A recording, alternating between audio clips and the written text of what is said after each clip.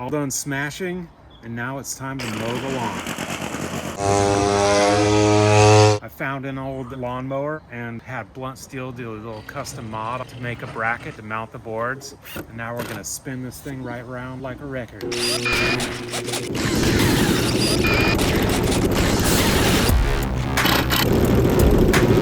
Now that's a beautiful disaster. I've added a speed controller to it, but it's still super fast even on the slowest setting. So it's kind of scary fast. So hopefully this thing stays together. I'm kind of scared. The squid dagger. Who gets it?